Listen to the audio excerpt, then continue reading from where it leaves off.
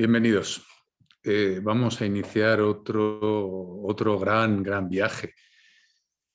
Esta vez realmente, bueno, han sido siempre muy emocionantes, pero este es muy especial porque es un viaje que quiere como remontarse en el origen de esta civilización, así llamada historia de la humanidad, para coger algo así como perspectiva, como carrerilla, para irnos llenando de, si queréis, cultura,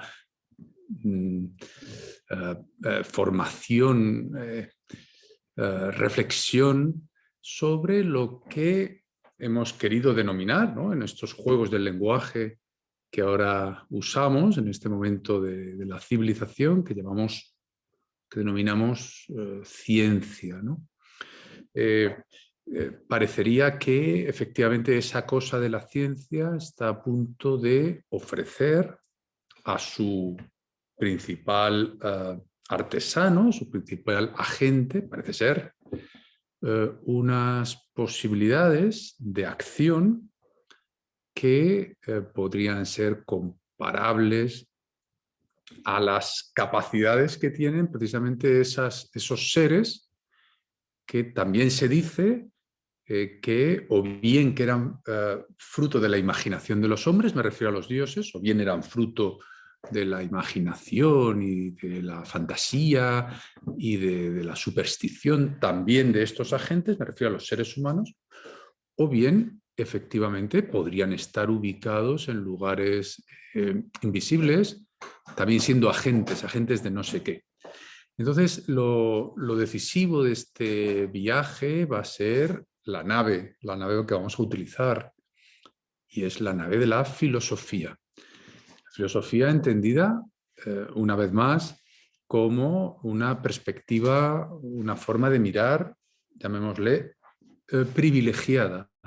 Es un intento de mirar desde lo más arriba posible, lo más profundo posible, lo más omniabarcantemente, ¿no? Perdonad esta palabra, lo más, de la forma más omniabarcante posible para acceder a para acceder a lo real, ¿no?, podríamos decir. Entonces, por eso este curso se llama Filosofía de la Ciencia. Vamos a intentar pensar la ciencia, vamos a poner la ciencia como fenómeno humano, decimos que es humano, o es un fenómeno que le ocurre a la materia del universo.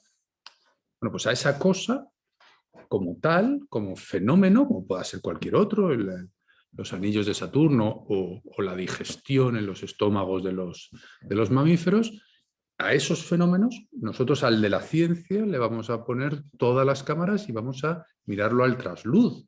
Si fuera una mariposa maravillosa que ha surgido ¿cuándo? Surge cuando el así llamado ser humano o la evolución de las especies, hay un animal que de repente accede al lenguaje, a los símbolos, ¿a qué? ¿Cuándo surge esto de la ciencia? ¿Qué es exactamente? ¿Es ella la que puede hablar sobre sí misma? ¿Desde dónde se va a mirar? La ciencia es una cosa que tenía guardada la gran historia, el gran despliegue de la materia desde el origen, ¿no?, en las narrativas que hay ahora disponibles sobre el universo, etc. ¿Qué pasa? ¿Que el universo llevaba dentro como una flor final o como un prodigio final sacar esa cosa? ¿Qué cosa es esa? ¿Qué es? Que algunos lugares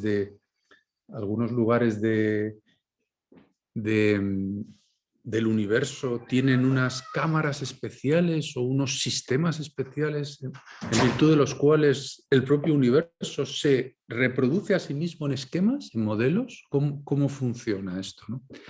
Entonces creo que es importantísimo, primero, analizarla como tal, ver qué ofrece, ver qué sueño lleva, ver cuál es su forma de operar, ver por qué desde determinadas narrativas o concepciones se le atribuye a este fenómeno, a este método, se le atribuye la dignidad ontológica o cognitiva máxima, de forma que no habría otra forma de conocer que no fuera a través de este sistema, este método. Vamos a ver qué presupuestos lleva, vamos a ver cómo se ha ido desplegando a lo largo de la así llamada historia. También la historia en sí misma es una ciencia, también la historia es una forma de esquematizar lo acontecido, es una forma de... es un camino de formatear un cierto infinito, ¿no? Pero bueno, no es esa ciencia básicamente de la que nos vamos a ocupar, de las ciencias históricas, sino que nos vamos a ocupar, si queréis, lo que ahora denominamos, insisto, desde los juegos del lenguaje en los que estamos aquí ahora, para entendernos, nos vamos a ocupar de las así llamadas ciencias naturales, de las que dan por supuesto que esto, lo que estamos aquí como flotando y siendo naturales. Veremos qué es eso de naturaleza, qué es, veremos, y por tanto veremos esas ciencias, esas formas de mirar que incorporan en la mirada, qué presuponen que hay que mirar, qué presuponen que es cuál presuponen que es la estructura de lo que hay que mirar y qué se espera conseguir. ¿Y qué se espera conseguir? ¿Para quién? ¿Para qué? ¿Para una parte de la naturaleza? ¿Nosotros mismos? ¿Reconfigurarnos? ¿Qué vamos a reconfigurar? ¿Nuestra estructura atómica? ¿Nuestra estructura gluoplasma? ¿Qué vamos a hacer? ¿Quién está haciéndolo todo? Preguntas también muy fundamentales. ¿Cuál es la gente? ¿Qué es lo que se mueve aquí? ¿Quién mueve el universo? ¿Quién mueve la materia? ¿Se mueve sola? ¿O se mueve mecánicamente, robóticamente? ¿Se mueve en virtud de una cosa llamada leyes de la naturaleza? ¿Esas qué son esas leyes? ¿Dónde están? ¿Dónde flotan? ¿Lo tienen todo tomado desde dónde? ¿Desde dentro? ¿Cuál es su estatus ontológico?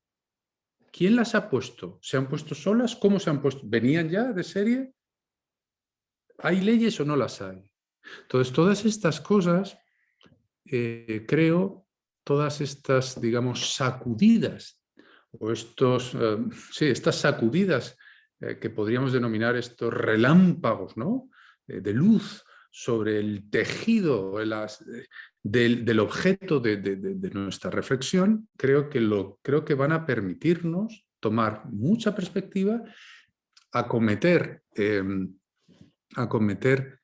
lo que llega, ¿no? Lo que está llegando, acometerlo, creo, desde donde yo creo que hay que acometer todo, desde la fascinación, desde el no miedo absolutamente y desde la inteligencia. Es decir, si tiene que llegar algo, imaginemos, tiene que llegar, o ya ha llegado el 5G, el 6G, el 800G, da igual, que tengamos unos ciertos mecanismos instalados, descargados, unos programas de mirada y de inteligencia que nos permita vivir en plenitud con el despliegue de herramientas de la así llamada tecnología. También, por supuesto, intentaremos ver qué es eso de la tecnología, que parece que sería el estudio de la de la técnica, ¿no?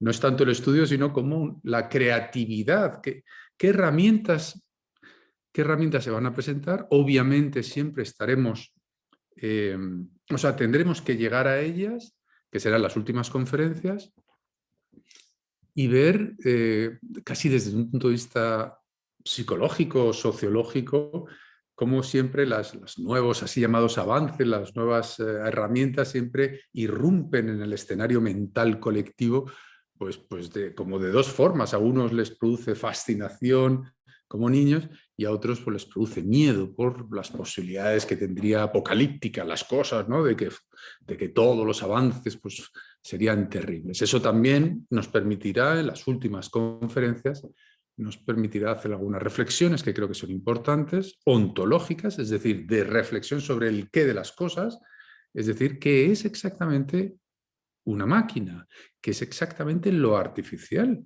qué hace que sea tan absolutamente diferente e inquietante para algunos una pantalla a la que estáis mirando. ¿Cuál es la diferencia entre la pantalla que estáis mirando y la pantalla de un lago en una montaña?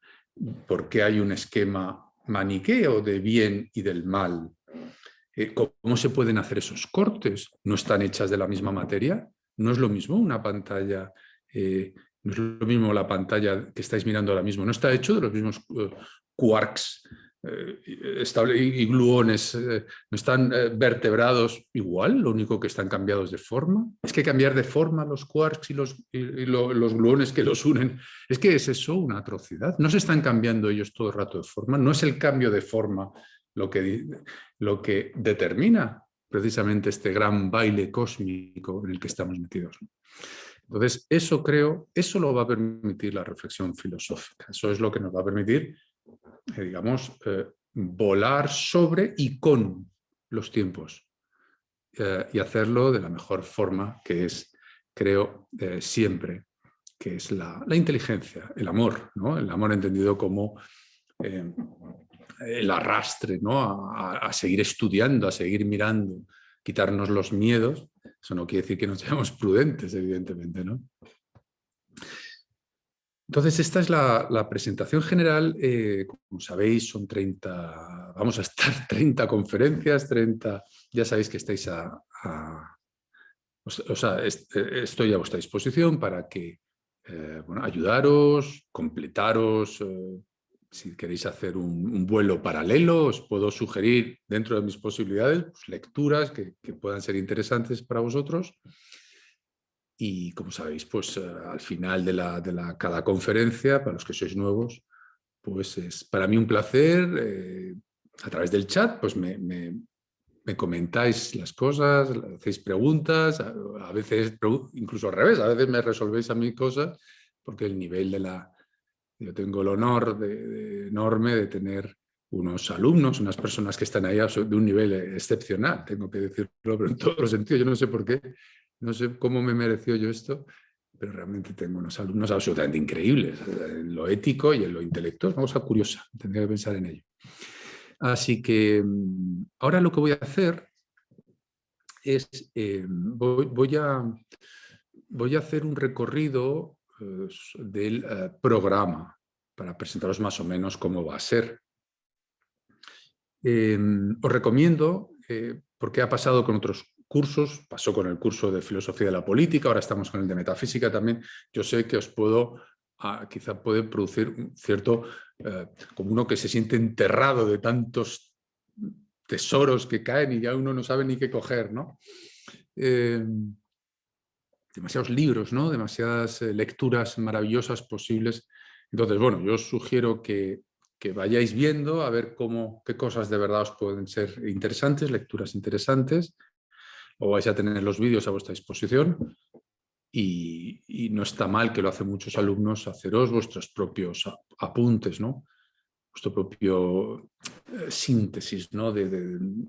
Síntesis del prodigio, ¿no? Yo voy a intentarme que os lleguen cosas, no sé, todos los diamantes que os van a llegar, por lo menos para mí son diamantes, si no nos los daría, pues haceros vuestra propia colección, vuestras propias interconexiones y sobre todo, hombre, si encima todo esto pues os aporta a vuestra vida y a vuestra mirada y a vuestro corazón, pues entonces habrá sido una vez más la maravilla de la filosofía, ¿no? Bueno, entonces voy a ello, voy a ir conferencia a conferencia. Os voy a dar unas pequeñas notas sobre lo que nos espera, ¿no? Entonces, en el próximo martes, vamos a ese origen se supone, ¿no? De la filosofía, de la ciencia, en la narración, digamos, más ortodoxa o más canónica, pues los jónicos. Vamos a la antigua Grecia, las costas estas de Asia Menor, y ese brote que hay, pues esa especie de intento, se dice, ese intento de explicar las cosas, el movimiento de las cosas, lo que ocurre, explicarlo de una forma racional, de forma así llamada más bien científica, en el sentido de basada en la observación, en la inducción, lo iremos viendo, y no simplemente explicaciones o simplemente, bueno, yo sé, simplemente lo pongo entre comillas, o no ponerlo el que todo se mueve por la voluntad de seres, de dioses o de Dios.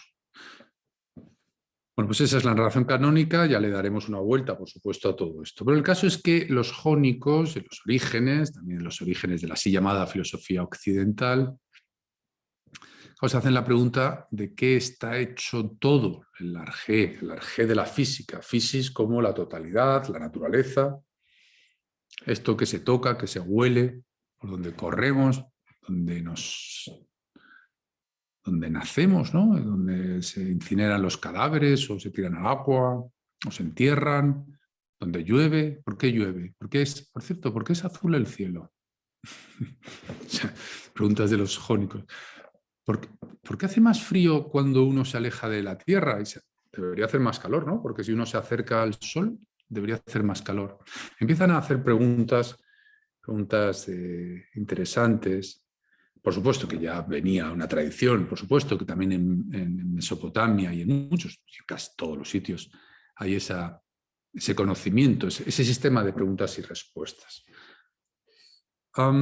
Tenemos ahí, entonces, tenemos el esfuerzo de dar respuesta a esta pregunta y hay varias respuestas. Es decir, ¿de qué está hecho todo? Es decir, ¿de qué está hecho todo? Porque claro, si ves que una manzana se pudre, se transforma en no sé qué cosa, pero luego esa cosa en otra, pero ¿qué es lo que comparten? ¿Qué es lo que se transforma? ¿Qué es? ¿De qué está hecha? ¿No? ¿Cuál es lo esencial de qué está hecho todo? Dejadme sacar un vuelo paralelo ahora, salir por la ventana un momento volando y ir así de repente, ¿no? a Shakespeare y a la Tempestad, esa maravillosa obra. Estamos hechos de la misma. We are such stuff as dreams are made of. Estamos hechos de la misma stuff, ¿no? Pues eso sería el stuff, de la misma materia, dice Shakespeare en La Tempestad. We are such stuff as dreams are made of. Estamos hechos de la misma materia a la que están hechos los sueños. ¿De qué están hechos los sueños? Los jónicos cuando se hacen esa pregunta es de qué está hecha la física, pero claro, la pregunta filosófica, o casi digamos teológica, extrema, abismal, es cómo se distingue entre sueños y realidad, ¿no?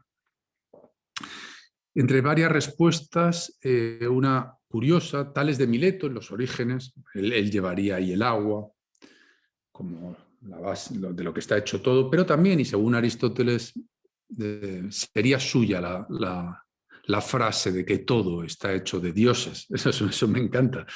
Cuando lo oí la primera vez, cuando tenía, yo qué sé, 16 años, 15 años, ahí, cuando descubrí la filosofía así ordenadamente, me pareció muy, muy, muy poderoso esto.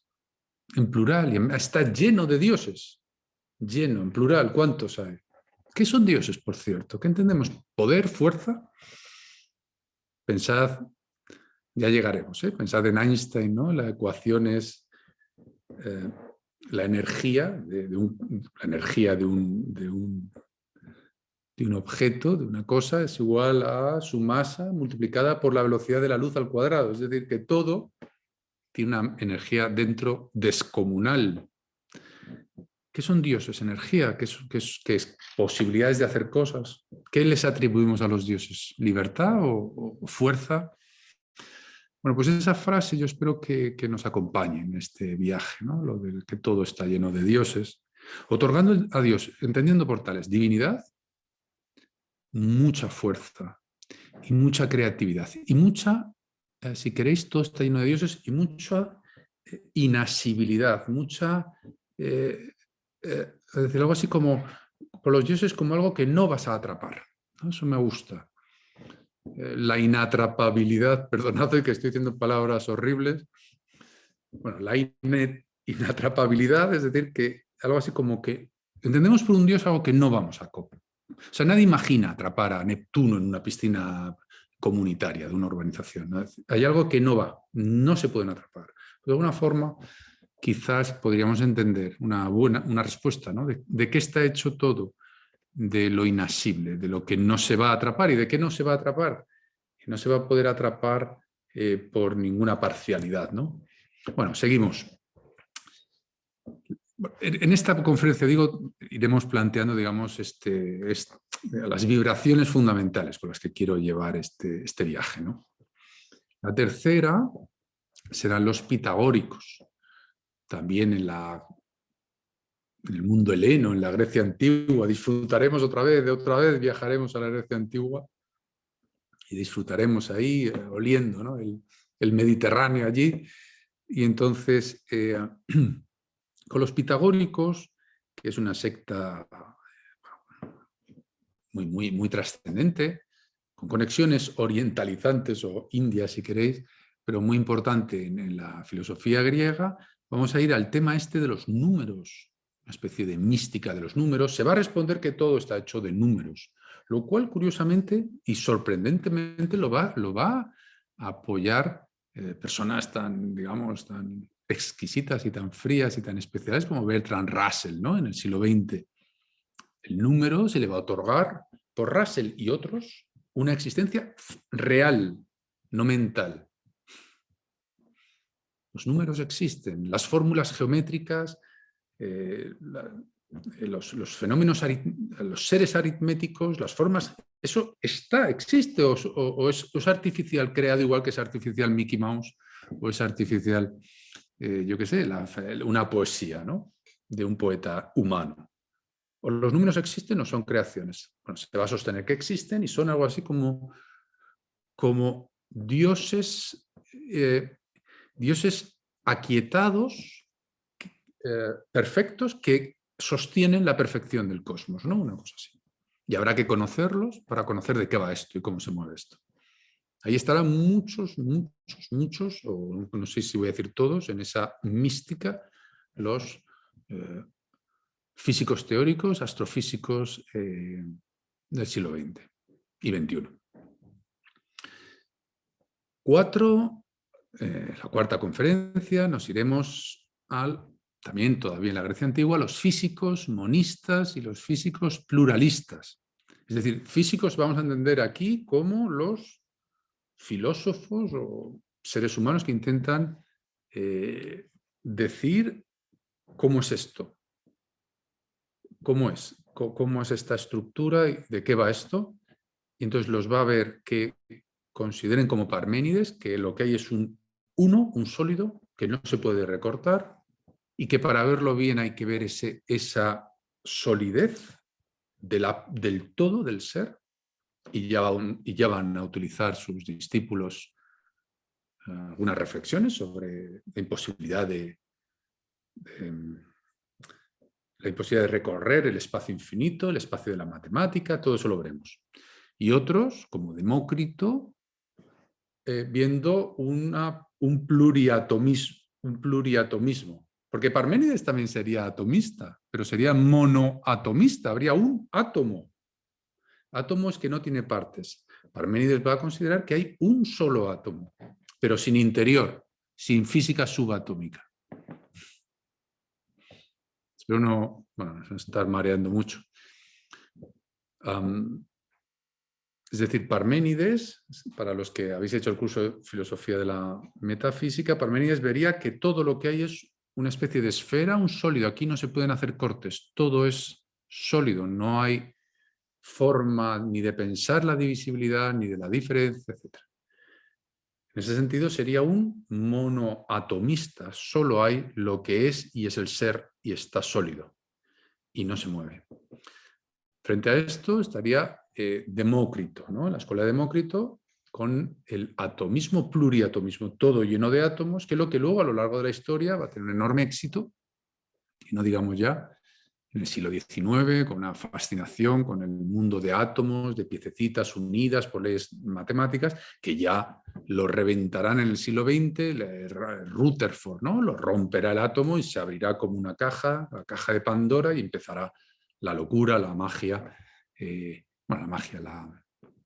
desafío de la física subatómica, ¿no? Pero bueno, en este caso ellos ven el átomo como que algo no se puede dividir, abrir. Veremos que no parará de ser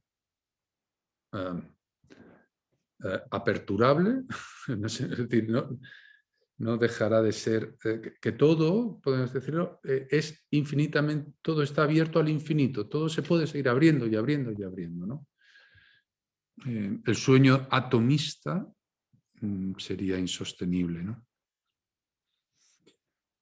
Bien, en la quinta iremos a la ciencia helenista, entendiendo por el helenismo lo que ocurre, pues el imperio que ocurre después de la muerte, sobre todo de Alejandro Magno, pues en Egipto, etcétera, ¿no? Vamos a ir a la famosa biblioteca y el Museo de Alejandría, y ahí en esos ambientes creo que merece la pena echarle un ojo a la geometría euclidiana. Que nadie se asuste, o sí, o que se asuste, pero vamos, simplemente ver,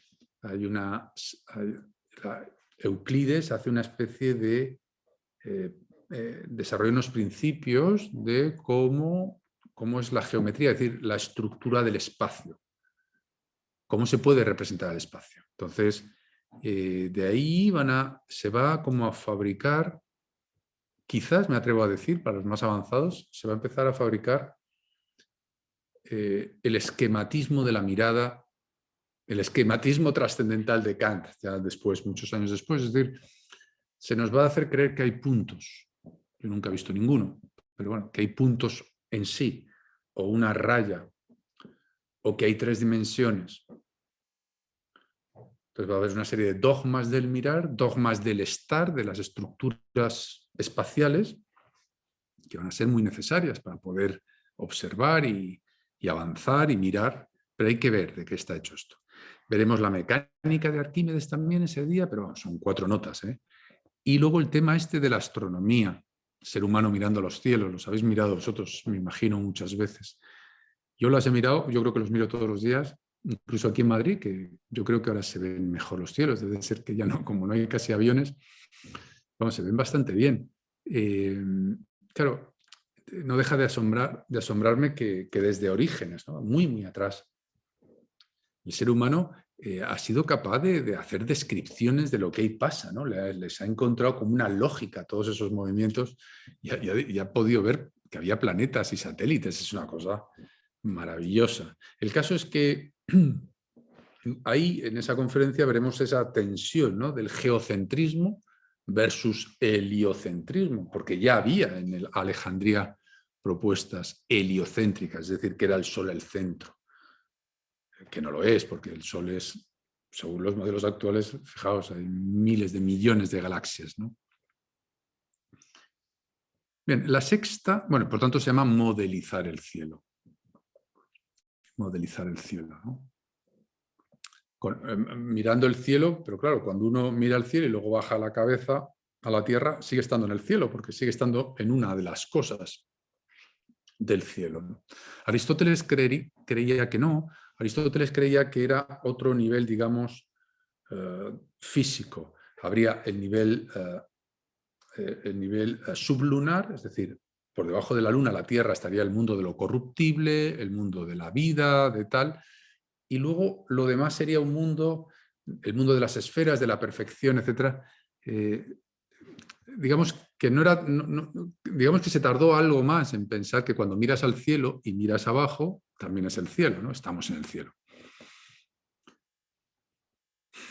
Bien, en la sexta hablaremos del cosmos final, esa descripción que duró tantos siglos y se dio por válida del cielo, cómo funciona el cielo, las esferas, los planetas, todo, el de Ptolomeo, y ahí el fin de las ciencias alejandrinas. Ahí estaremos también con un tema muy importante, creo yo, que es cuando las religiones, es decir, los dogmas, entendida la religión por dogma, no religión como vínculo con lo sublime o con lo divino o con la libertad o con el ser, no, hablo religiones como vínculos con estructuras lingüísticas y dogmas. Veremos que la custodia religiosa de los modelos científicos. Habrá momentos en los que determinadas religiones incorporarán determinados modelos científicos a su sistema operativo que uno se descarga cuando entra en esa religión. Entonces, lo veremos ahí. entre religiones así, yo sabéis que incorporo, por ejemplo, el marxismo-leninismo, es un tipo de religión. El propio Lenin pelea de una forma feroz y descalifica a los científicos que ponen en duda el modelo materialista, atomista y etcétera, que él da por objetivista, que él da por supuesto para luego el despliegue de su política. También es un movimiento religioso muy salvaje, en ese caso. Bueno, salvaje el que considere que es salvaje matar o tal. Otros pensarán que no, que matar es muy bueno porque eso permite, yo qué sé, arar los huertos para que brote. Yo creo que es horroroso, pero hay quien considera que no. Yo creo que sí. Bueno, la séptima será ciencia y cristianismo precisamente, pero ahí lo que haré es aprovechar la brillantez excepcional de los arranques de la patrística y de la escolástica, y entraremos en un tema muy importante, quizá uno de los decisivos de la filosofía, que es el tema de los universales, con Pedro Abelardo. Y ese es un tema que yo me acuerdo hace muchos años en algunos alumnos míos, algunos grupos de filosofía, si yo decía, por ejemplo, voy a hablar de los universales, me decían, por favor, David, no lo hagas. No lo hagas. Porque es el tema, ¿no? A ver, tiene algo de quitar los rodines. Fijaos lo que os digo, ¿no?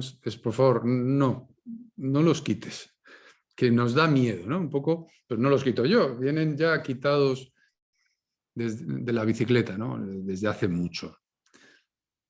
Los universales, el debate sobre los universales, en los cuales, debate que sigue abierto, y que ha seguido incluso en la Universidad de Harvard de los últimos años, sobre todo el siglo XX, con Hilary Putnam y Quine.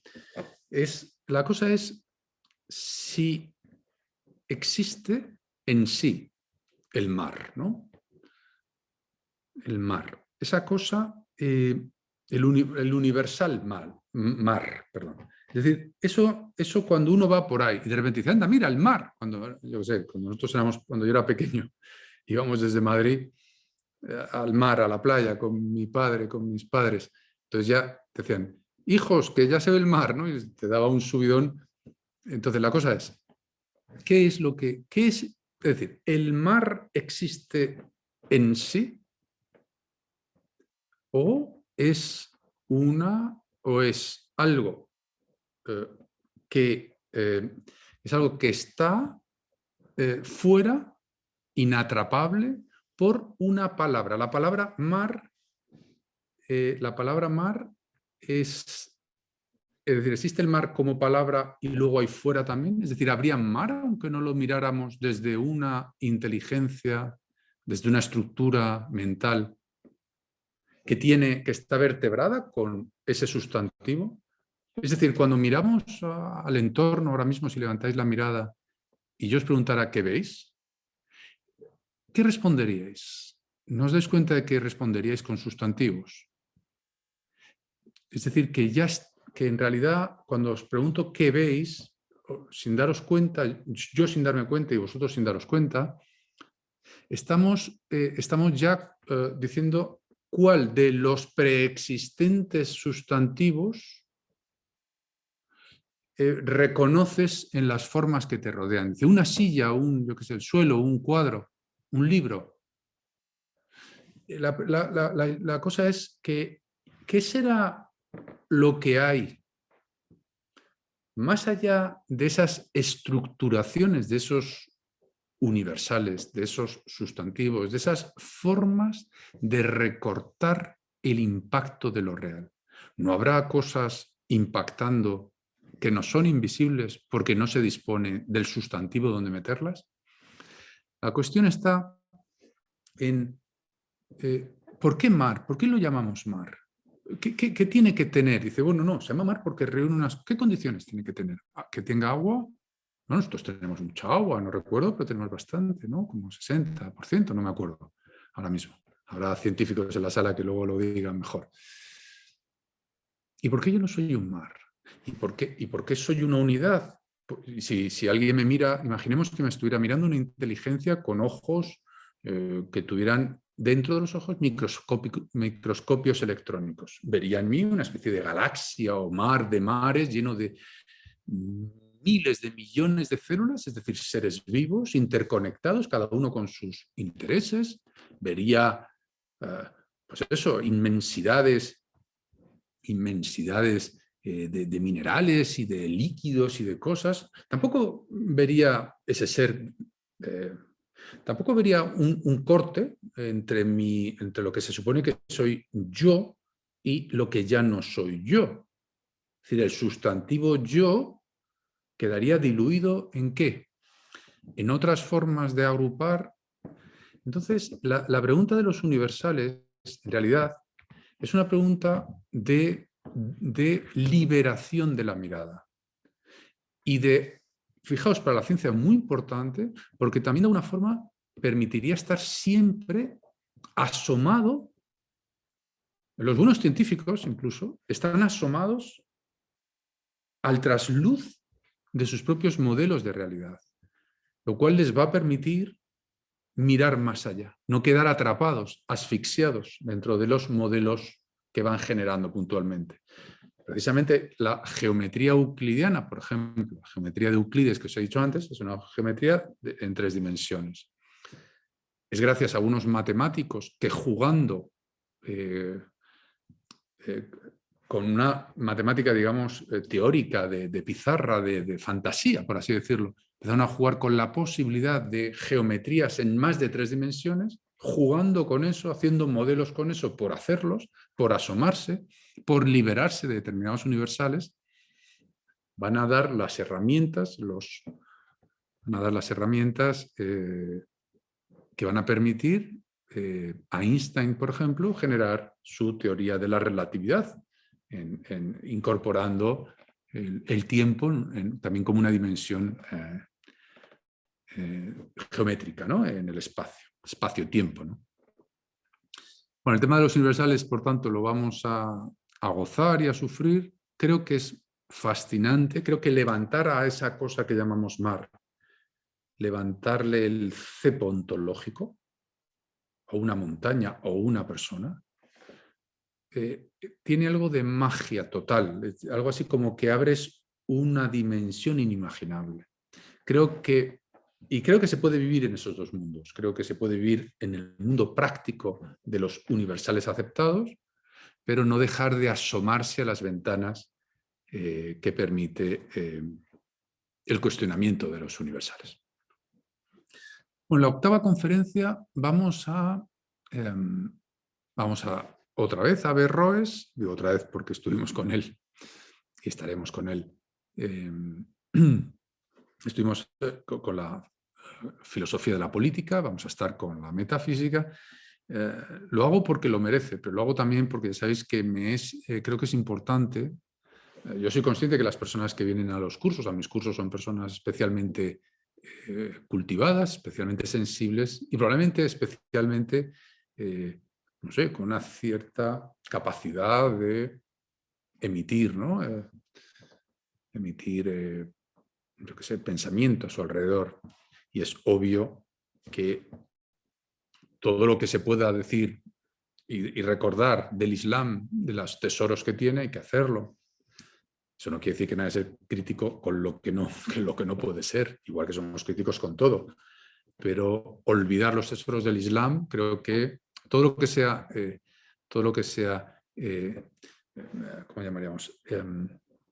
Bloquear la barbarie intelectual y la incultura, pues será bueno.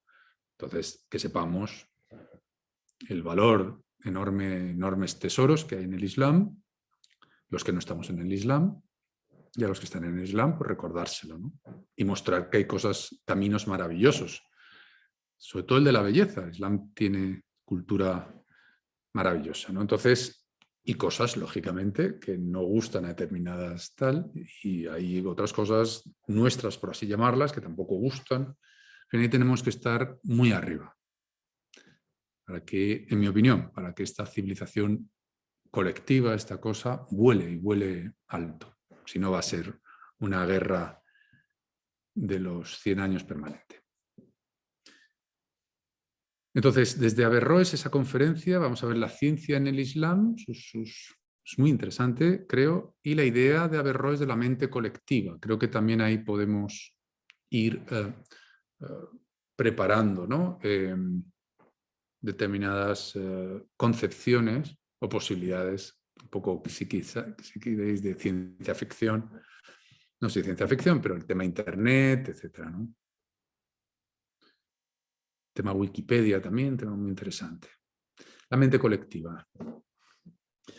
10. Los franciscanos contemplan atentamente, analíticamente, la obra de Dios. Vamos a hablar de Roger Bacon y Duns Scotus. Es decir, se les atribuye en la narración canónica de la historia de la filosofía y de la ciencia, pues a estos franciscanos haber contemplado, no estar en un estado mirando al cielo, mirando a Dios o rezando todo el rato, sino mirando la materia, contemplando la obra de Dios, porque ellos van a ver en la materia la obra de Dios y la van a contemplar analíticamente, y eso va a tener enormes repercusiones, también incluso en la filología, ¿no? Se le va a reprochar, por ejemplo, a Santo Tomás de Aquino, que es un dominico, se le va a reprochar hablar de textos y de cosas y no sabe griego, no está leyendo los textos en directo. Yo creo que estos franciscanos lo que está trayendo al tema de la ciencia, un tema importantísimo, es que hay que ser serios, amigos. Son las cosas buenas de la ciencia y de la filosofía. Cuando se hable de una cosa, hay que estudiarla muy bien, hay que ser, digamos, tener una relación muy fría con la verdad, en el sentido de respetuosa, no forzarla para que diga lo que yo necesito que diga. En ese sentido, hay una parte en la ciencia que a mí me parece fascinante, que es cuando se acerca a la ética cognitiva. Es decir, si hablamos de algo, de un texto, de un autor, hay que hablar serio, haciendo una auditoría seria, ni corrupta, ni chapuzas.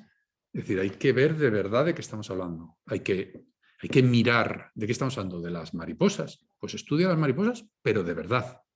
De verdad, no con un texto diciendo, no, yo voy a hablar de mariposas porque hay un texto de Aristóteles. No. También tienes que mirar el de Aristóteles, pero tienes que dedicar tu vida y mucho tiempo y mucho sudor a mirar, a medir, a tal. Y eso me parece maravilloso. Por supuesto que ya encontrábamos algunos de esos heroicidades del empirismo, ya las encontramos también en la Biblioteca de Alejandría y en otros sitios, pero la seriedad, analíticamente, es decir, se analiza, se mira sus piezas, sus conexiones, igual que analizamos un texto. Bien, la 11, la conferencia número 11, va a ser, me voy a ocupar de Nicolás de Cusa y de Giordano Bruno, que son autores que habréis leído muchos y que son simplemente fascinantes. Ahí volaremos más. O sea, el mundo, digamos, no tan pegado a lo medible y lo analizable, ¿no? Nicolás de Cusa. Nicolás de Cusa, hay una errata, acabo de ver en el programa. Pone Nicolás de Casa. Bueno, Cusa, lo voy a corregir. De Cusa, Nicolás de Cusa, con esa frase, bueno, esa obra y esa declaración de intenciones de la docta ignorancia. Qué importante eso, ¿no? Quizá también va a servir para recordar el valor declarativo que tiene la filosofía. Filosofía es amor a la sabiduría, no es sabiduría. Hay sabiduría, si alguien se sintiera sabio, de verdad, yo le atribuiría dos posibilidades. Hay dos posibilidades: ignorancia infinita o una especie de psicopatología, ¿no? Lo real es decir, si uno no está dispuesto al vértigo que produce seguir mirando, seguir nadando en el misterio que se abre y se abre, Eso no quiere decir que no se vayan cogiendo posiciones, eso no quiere decir que no se vayan cogiendo una colección de fotos fabulosa, pero cerrado el cierre. Por lo tanto, esa docta ignorancia es muy interesante. La frase de todo está en todo, ¿no? Eso me parece también que le daremos una vuelta. Y Giordano Bruno con el tema del infinito, ¿no? Los grandes temas que luego tendrá consecuencias en la matemática. No sé si lo habéis pensado, el infinito alguna vez. 12, se llama la revolución de los cielos. Vamos a ver los avances, el renacimiento, los avances tecnológicos, el telescopio, etcétera, etcétera, va a permitir la irrupción de modelos de cielo. Va a haber una gran revolución en los cielos, una especie de guerra de las galaxias, nunca mejor dicho, ¿no? Star Wars se tradujo como guerra de las galaxias, es guerra de las estrellas, ¿no? Star Wars. Bueno, entonces ahí veremos las propuestas de Copérnico, de Tycho Brahe y de Kepler. 13, Galileo. Ahí veremos el famoso método científico, el tema del experimento mental también, y vamos a esa cosa de la matematización de la mirada. El método científico va a ser una matematización, se va a entender por científico todo aquel método que se pueda llevar a un modelo matemático. Llegaremos a la matemática. En la 14, iremos a una persona absolutamente fascinante y indescriptible, uno de los grandes de la historia de la humanidad, ante los que hay que casi una reverencia, ¿no? A Sir Isaac Newton.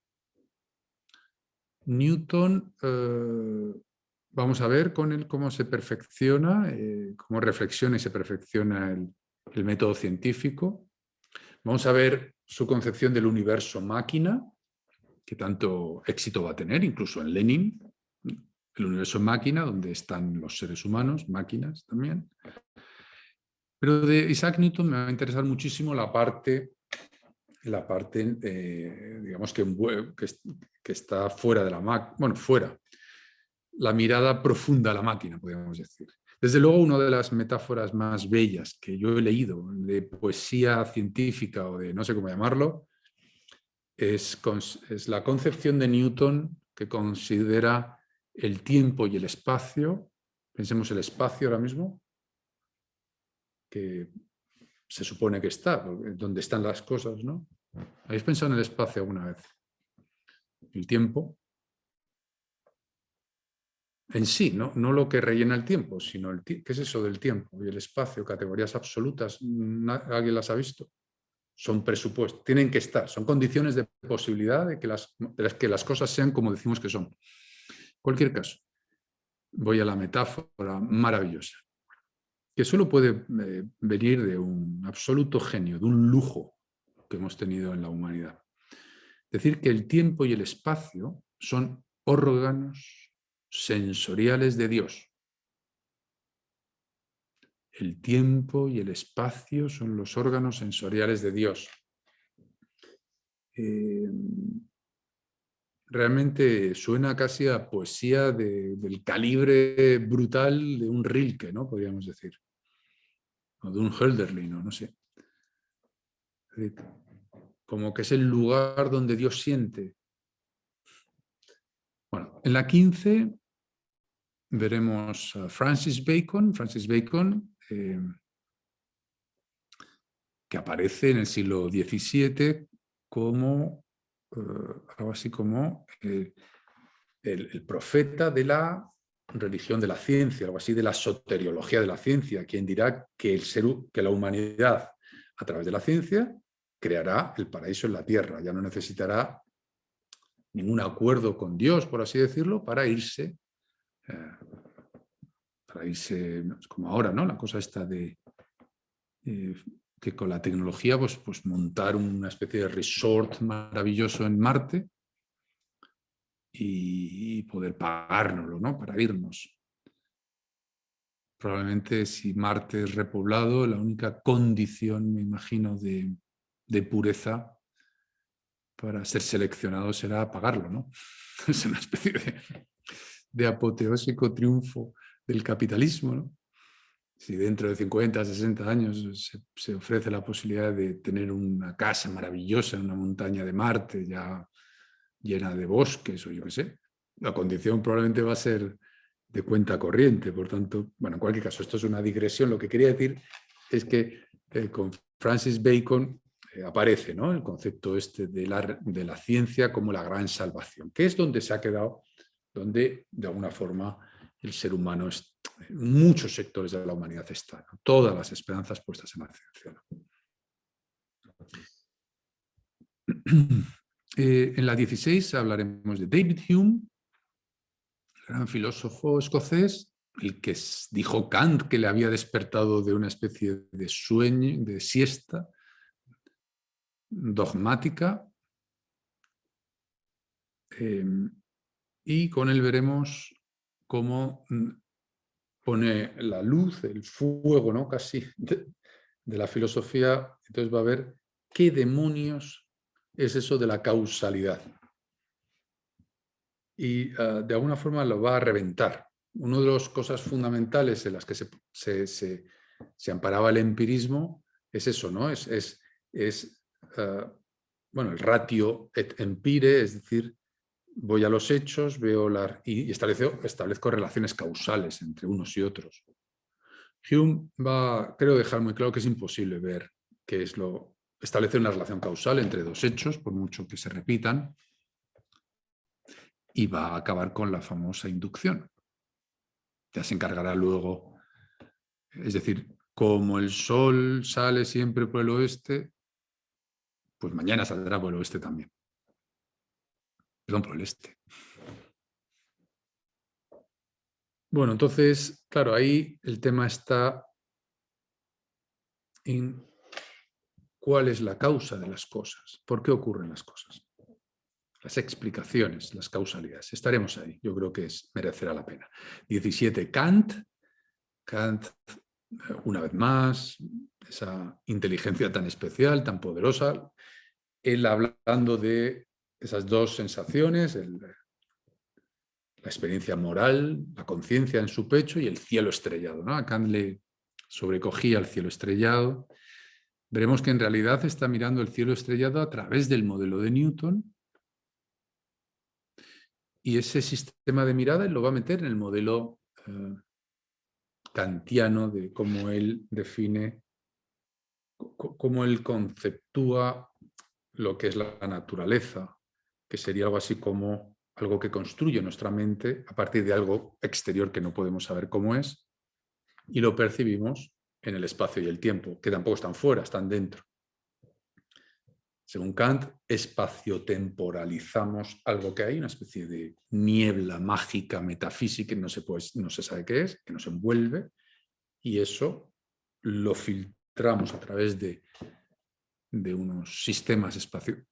Les metemos, somos como una especie de factoría que transforma lo indecible en naturaleza, que es una cosa que ocurre dentro.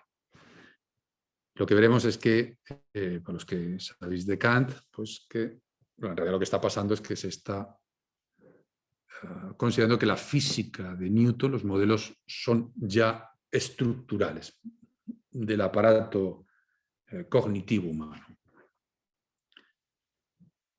Ya queda poco. Uy, se me ha ido. Bueno, voy rápido. 18, veremos el título. La autosacralización de la ciencia en el siglo XIX. La euforia cientista, que tendrá como una manifestación así muy llamativa. Laplace, pues diciendo a Napoleón que llegará un momento en el que se podrá prever el estado de cualquier punto de la materia dentro de 3 años, ¿no? Es decir, el sueño de la predictibilidad absoluta.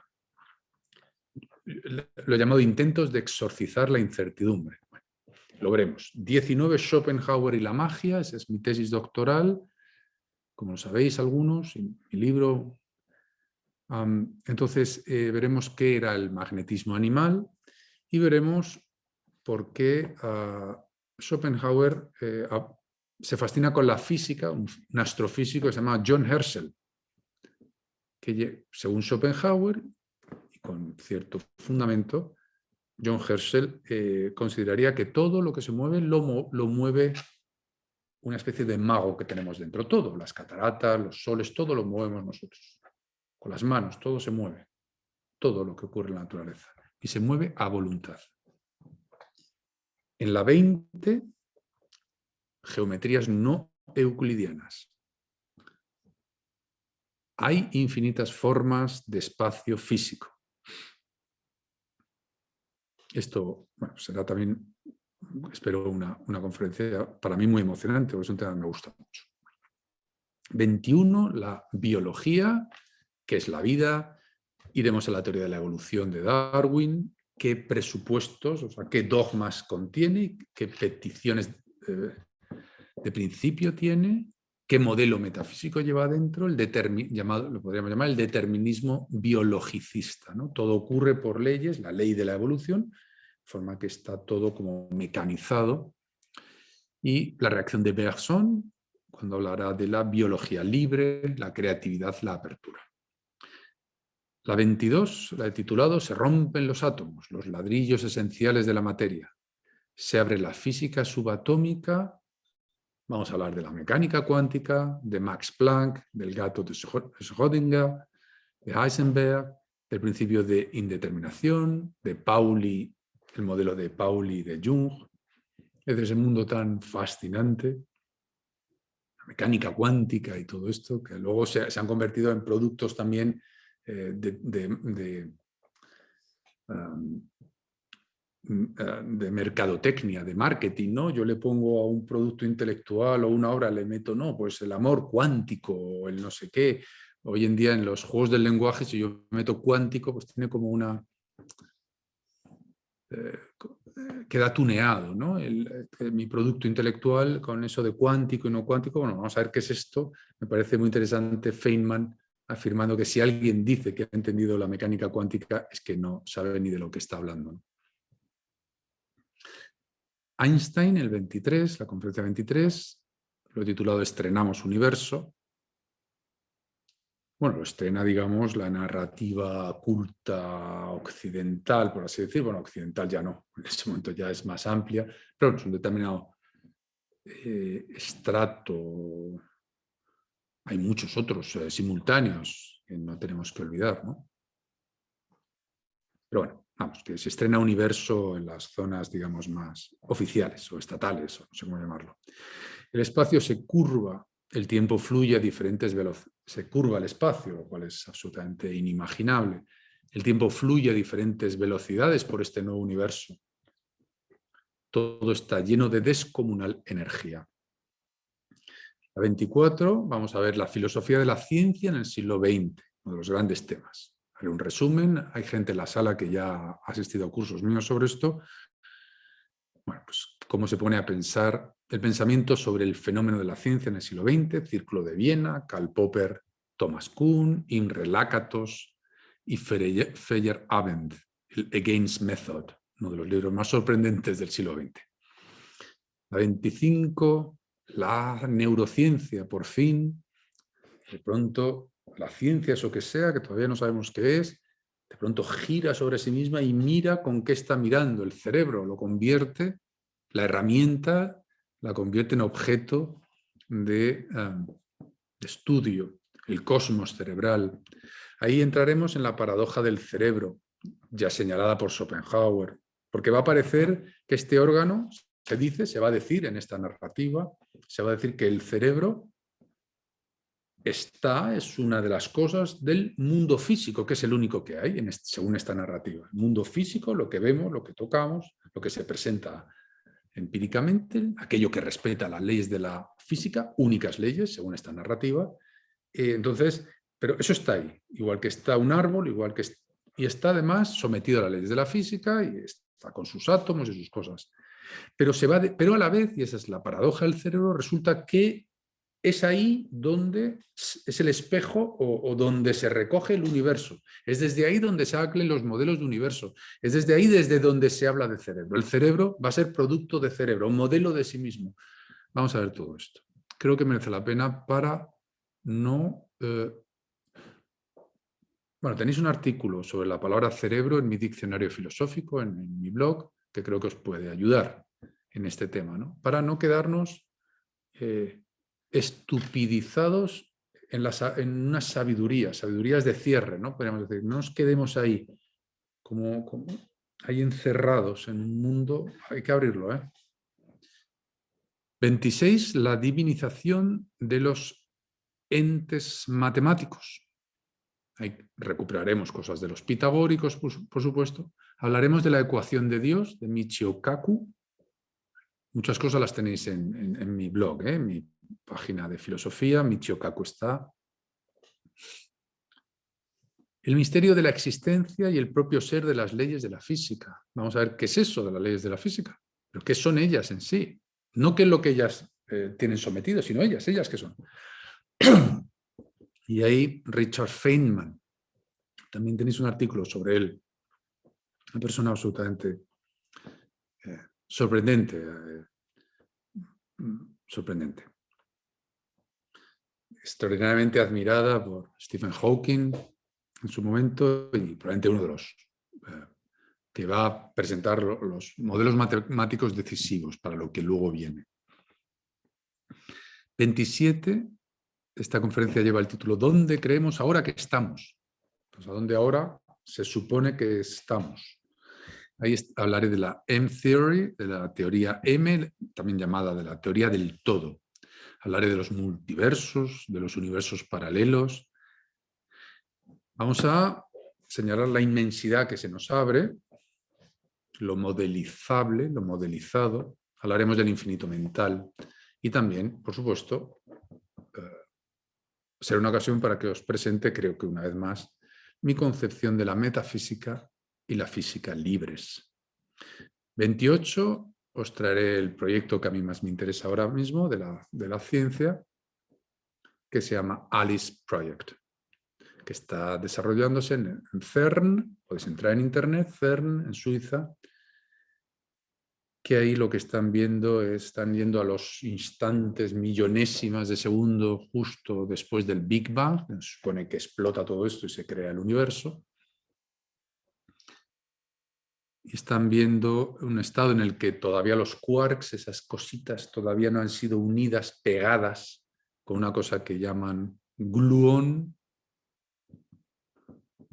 que son como pegamento, que ellos son los que de alguna forma deciden o dan una forma concreta a los quarks. Podría haber otras, pero se da esa. De forma que se está yendo, incluso reconstruyendo el plasma, casi la arcilla, podríamos decir, con la que Dios hace el mundo, ¿no? Ni más ni menos. Lo tenéis ahí entrad, haceros seguidores del CERN, en Twitter. Yo soy seguidor de Alice Project. Es muy curioso. Muy poderoso. ¿Y cómo nos vamos a ser conscientes? ¿Que miramos para otro lado? Es como mirar para otro lado cuando está amaneciendo, cuando sale el arco iris. ¿Por qué vamos a mirar a otro lado? Eso está ocurriendo, ¿eh? Internet. Me interesa mucho. Lo voy a conectar de alguna forma con la idea de la mente colectiva de Averroes. Redes sociales. Digitales, porque red social es un pleonasmo, ¿no? Una sociedad es una red. La inteligencia artificial, vamos a ver, reflexionaremos qué es inteligencia. Me remito a mis artículos en el diccionario inteligencia. Yo sostengo que toda inteligencia es artificial. Lo que no es artificial es la exteligencia, pero la inteligencia siempre es artificial. Pero en cualquier caso, vamos a ver dónde estamos, qué está pasando. Eso que tanto miedo. Incluso Bill Gates la afirmaba frente al optimismo de Pinker, de su obra Pinker, que todo va increíble y estamos en un progreso imparable y maravilloso. Habría dicho Bill Gates explícitamente, aunque apoya ese libro de Pinker como lo más maravilloso que ha leído nunca, pero dice que Pinker no le ha dado la importancia de la amenaza que la inteligencia artificial podría significar para la humanidad, es decir, que podría extinguirnos la inteligencia artificial, un poco como esa distopía que aparece en la trilogía Matrix, que yo os recomiendo mucho. Lo habréis visto, pero es un gran producto cinematográfico, en mi opinión. Yo no sé mucho de cine tampoco. Hablaremos de la computación cuántica también, que está a punto de llegar. ¿Eso qué va a significar? Ya están ahí. De hecho, hay un español, Ignacio Cirac, ¿no? Ahí dentro de esos ordenadores que van a calcular en segundos lo que los mejores ordenadores actuales, pues no sé si es en millones de años, ¿no? ¿Y eso qué va a significar? Que hay que calcular tan rápido. Por cierto, ¿qué prisa hay con todo? ¿Por qué todo tiene que ser tan rápido?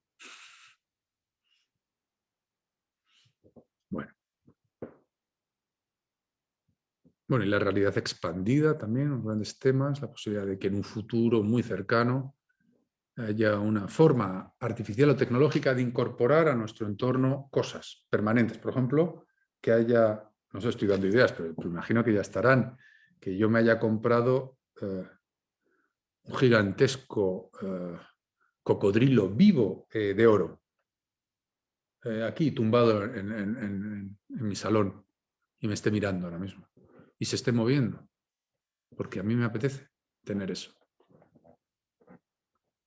¿Qué significa esto? ¿Qué va a significar todo esto? ¿Qué está significando? ¿Hay alguna diferencia con lo que ya fue la creación, la vida? Esto lo veremos. Y luego la 30, una visión de conjunto y unas reflexiones personales. Pero vamos, yo ya os adelanto, las reflexiones personales va a ser camino de la fascinación, camino de la inteligencia, de la ética, en cualquier entorno que nos toque jugar, en cualquier pantalla cósmica que tengamos que estemos,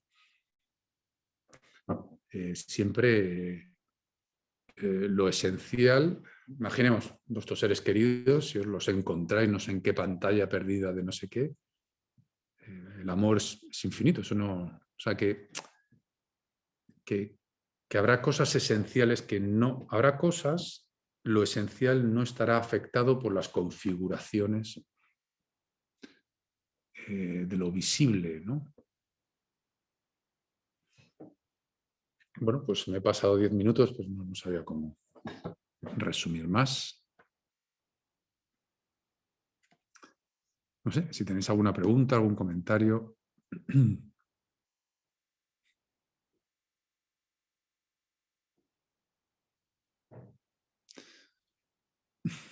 Os paso la palabra ya.